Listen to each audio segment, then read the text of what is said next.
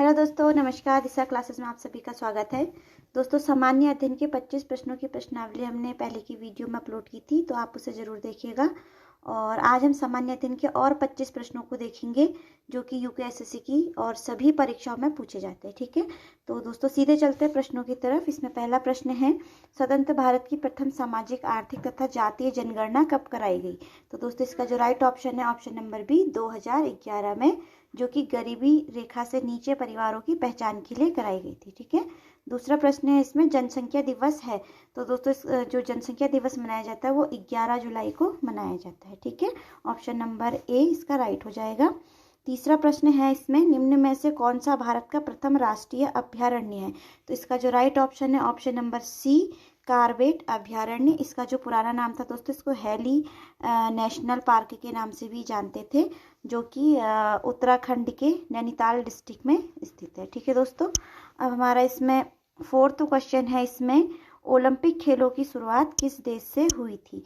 तो दोस्तों इसकी शुरुआत ऑप्शन नंबर बी, यूनान देश से हुई थी, जो कि 1986 में हुई। ठीक है, इसका राइट ऑप्शन हो जाएगा बी। पांचवा प्रश्न है दोस्तों, सरदार सरोवर बांध किस नदी पर बना है? इसका जो राइट ऑप्शन हो जाएगा ऑप्शन नंबर डी, नर्मदा नदी पर, जो कि गुजरात में है। ठीक है दोस्तों, कभी प्रश्न ये भी बन जाता है कि सरदार सरोवर बांध कहाँ है? तो इसका राइट ऑप्शन हो जाएगा गुजरात में है। ठीक है, छठे प्रश्न में है दोस्तों, सेल्युलर जेल कहाँ पर स्थित है? तो दोस्तों जो सेल्युलर जेल है ये अंडमान और निकोबार में स्थित है। ऑप्शन नंबर सी इसका राइट हो जाएगा। दोस्तों ये जेल भारतीय स्वतंत्रता संग्राम के सेनानियों को कैद में रखने के लिए बनाई गई थी। ठीक है, सातवां प्रश्न है इसमें, अमृत शहर की स्थापना किसने की थी? अमृत शहर, जो अमृतसर शहर है, उसकी स्थापना किसने की थी? इसका राइट ऑप्शन हो जाएगा ए, गुरु रामदास जी ने। ठीक है, तो इसका जो पुराना नाम है अमृतसर शहर का, वो अमृत सरोवर के नाम से भी इसको जाना जाता था। ठीक है दोस्तों, और इसकी स्थापना जो है 1577 में की गई थी, 1577 में। ठीक है, आठवां प्रश्न है इसमें, अंतरिक्ष में जाने वाले पहले भारतीय हैं। तो दोस्तों जो अंतरिक्ष में पहले जाने वाले भारतीय हैं उनमें से राकेश शर्मा जी का नाम है। ठीक है, ऑप्शन नंबर सी राइट हो जाएगा। और विश्व में इनका नंबर 138वें अंतरिक्ष यात्री के रूप में जाने जाते हैं। ठीक है, और दोस्तों कल्पना चावला जो है ये पहली हमारी भारतीय महिला है जो अंतरिक्ष में गई थी, और सुनीता विलियम जो है वो दूसरी भारतीय महिला है। ठीक है, और दोस्तों इसमें जो रवि शास्त्री जी हैं ये हमारे क्रिकेट टीम के खिलाड़ी रह चुके हैं और कोच भी हैं। ठीक है, नवा प्रश्न है दोस्तों इसमें, तुगलक साम्राज्य का संस्थापक कौन था? इसका तो राइट ऑप्शन हो जाएगा option number D, Ghiyasuddin Tughlaq, जो कि दिल्ली के सल्तनत शासक थे। ठीक है, 10वें प्रश्न में यहाँ पर है, ग्रैंड ट्रंक रोड का निर्माण किस बादशाह ने कराया था?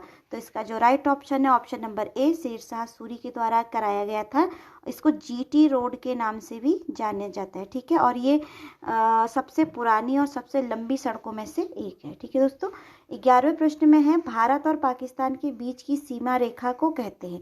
तो इसका जो सीमा रेखा है दोस्तों वो है रेड क्लिफ रेखा। ऑप्शन नंबर डी इसका राइट हो जाएगा। दोस्तों जब भारत और पाकिस्तान के विभाजन के बाद ही 17 अगस्त 1947 को इस सीमा रेखा बनी थी। ठीक है, रेड क्लिफ रेखा।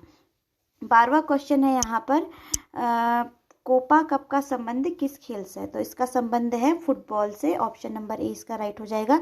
और दोस्तों 2021 में अर्जेंटीना ने ब्राज़ील को हराकर इसका खिताब लिया था, और इससे पहले उन्होंने 1993 में ये खिताब जीता था। ठीक है, उसके बाद है 13वां प्रश्न, भारत में प्रधानमंत्री जनधन योजना कब लागू की गई थी? तो दोस्तों इसका राइट ऑप्शन हो जाएगा ऑप्शन नंबर सी, अगस्त 2014 में। ठीक है, लाल किले से प्रधानमंत्री जी ने इसकी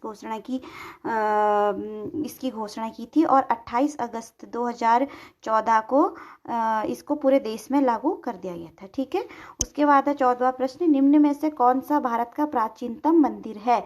तो इसका राइट ऑप्शन हो जाएगा मुंडेश्वरी मंदिर, जो कि कहाँ स्थित है? बिहार के कैमूर जिले में। ठीक है, ये 1400 साल पुराना मंदिर है दोस्तों, और इसमें शिव और माँ शक्ति की पूजा की जाती है। इसका राइट ऑप्शन हो जाएगा ऑप्शन नंबर डी। ठीक है, 15वां प्रश्न है इसमें, निम्न में से कौन सा पद कंप्यूटर प्रोग्राम में त्रुटि को दर्शाता है? तो इसका राइट ऑप्शन है ऑप्शन नंबर बी, बग। ठीक है, बग जो है दोस्तों यह एक सॉफ्टवेयर है जो कि कंप्यूटर प्रोग्राम में ऐसी त्रुटि या गलती को वर्णित करने के लिए इसका यूज किया जाता है। ठीक है, 16वां प्रश्न है इसमें, एक बाइट निम्न में से किसके समतुल्य होती है? तो इसका राइट ऑप्शन हो जाएगा ऑप्शन नंबर सी, 8 बिट्स के बराबर। एक बाइट बराबर क्या होती है दोस्तों? वो 8 बिट्स के बराबर होती है। और बाइट जो है एक डिजिटल जानकारी की इकाई है दोस्तों, जो कि कंप्यूटर कलेक्शन को आमतौर पर बाइट गुणकों को के रूप में मेजर किया जाता है। ठीक है, 17वां प्रश्न है यहाँ पर, निम्न में से कौन सा एक वेब ब्राउजर है? तो इसका राइट ऑप्शन है option number C, Mozilla Firefox. ये क्या है? एक ओपन सोर्स वेब ब्राउज़र है जो कि फ्लेक्सिबल होता है। और दोस्तों ये गूगल क्रोम से के बाद सबसे ज़्यादा यूज़ किया जाने वाला वेब ब्राउज़र है। ठीक है, इसमें लिनक्स जो है ये भी एक वेब ब्राउज़र है। और फेसबुक क्या है दोस्तों? ये एक सोशल नेटवर्किंग वेबसाइट है। ठीक है, ये तो आपको पता ही होगा। 18वां प्रश्न है यहाँ पर, निम्न में से कौन उच्च स्तरीय भाषा को मशीनी रूप में बदलता है? तो दोस्तों जो कंपाइलर, इंटरप्रेटर और असेंबलर है, ये तीनों ही लैंग्वेज ट्रांसलेटर है, लेकिन जो एक ही बार में प्रोग्राम को पूरी लैंग्वेज में बदल देता है वो है ऑप्शन नंबर ए, कंपाइलर। इसका राइट ऑप्शन हो जाएगा ऑप्शन नंबर ए, कंपाइलर। ठीक है, 19वां प्रश्न है दोस्तों यहाँ पर, ये रीजनिंग के क्वेश्चन है। रमाकांत उत्तर की ओर चढ़ना प्रारंभ करता है और कुछ क्षण बाद वह दाईं ओर मुड़ता है और फिर कुछ दूर चलकर बाईं ओर मुड़ता है। अंत में 1 किलोमीटर चलने के बाद वह पुनः बाईं ओर मुड़ता है। तो अब वो किस दिशा में चल रहा है? तो दोस्तों देखिए, वो पहले इसमें हम एक डायरेक्शन बना लेते हैं। ये नॉर्थ हो गया आपका, ये साउथ हो गया, और ये वेस्ट और ये ईस्ट। ठीक है, अब वो सबसे पहले कहा कि उत्तर की ओर चलना प्रारंभ करता है, वो नॉर्थ साइड में चल रहा है।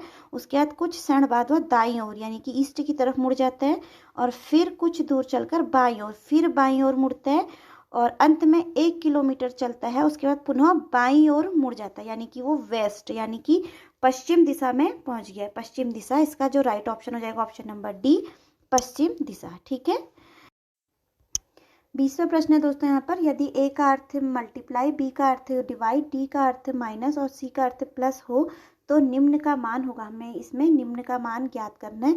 तो दोस्तों इस प्रकार के प्रश्न में हमें एक ट्रिक यूज़ करनी होती है, जिस भागु जोग हो। इसका मतलब है जैसे पहले हमें सबसे पहले भाग करना होगा, फिर गुणा, फिर जोड़ और फिर घटाना। ठीक है, तो इसमें है 21C। अब हमें सी का मान क्या दिया गया है? इसमें सी का मान है प्लस, है ना। उसके बाद 3 लिखना है। फिर डी का मान हमें दिया गया है माइनस। ठीक है दोस्तों, इसमें माइनस का सिंबल लगा देंगे।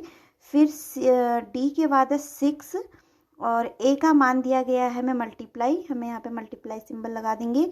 उसके बाद है 8 और फिर बी का मान हमें क्या दिया है? डिवाइड, और फिर लिखा है 2। तो सबसे पहले इसमें भाग जोग यानी कि हमें भाग करना है।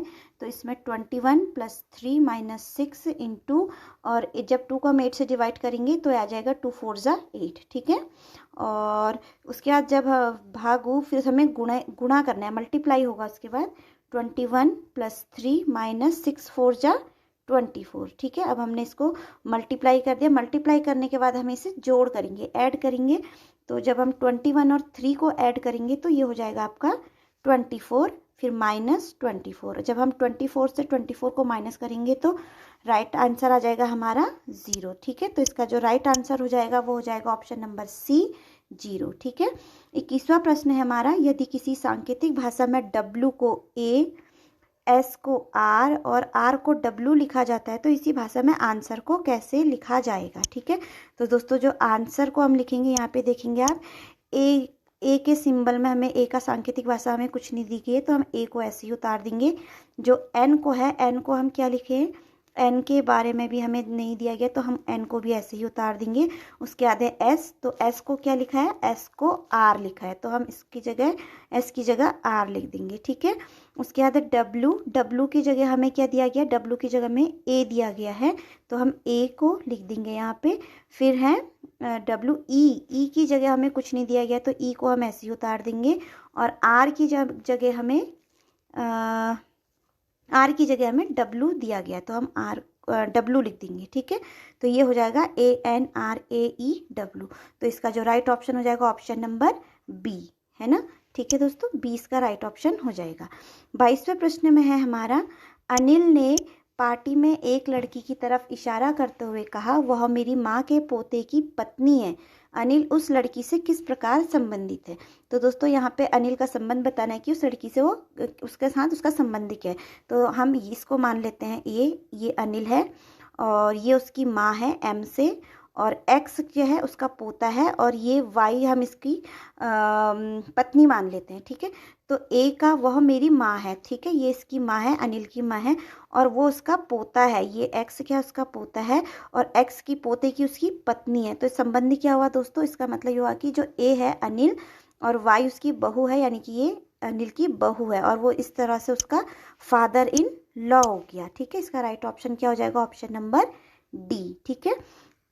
23 प्रश्न है यहाँ पे 23वां, भारतीय संविधान का अनुच्छेद 51 को संबंधित है। तो इसका राइट ऑप्शन है ऑप्शन नंबर बी, मौलिक कर्तव्यों के लिए, ठीक है।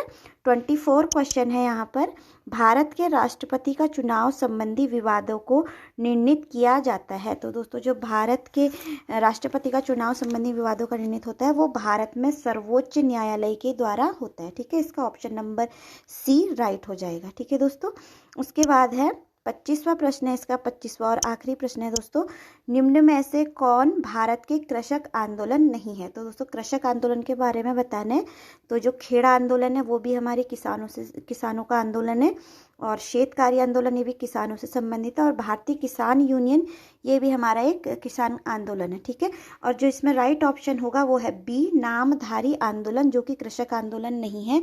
दोस्तों ये आंदोलन पंजाब के कूका लोगों, जो कि नामधारी सिखों संप्रदाय कूका के होते हैं, के द्वारा एक विद्रोह किया गया था, जो कि मूलतः अंग्रेजों द्वारा गायों की हत्या को बढ़ावा देने के विरोध में किया गया था, ठीक है। तो इस आंदोलन को कूका आंदोलन के नाम से भी जानते हैं, ठीक है दोस्तों। तो आज की वीडियो में दोस्तों इतना ही सामान्य अध्ययन की क्लास में, और नेक्स्ट वीडियो में हम आपको नई वीडियो के साथ नए प्रश्नों के साथ मिलेंगे। और अगर आप इस चैनल में नए हैं तो इस चैनल को लाइक करें, शेयर करें एंड सब्सक्राइब करना ना भूलें। And thank you so much friends.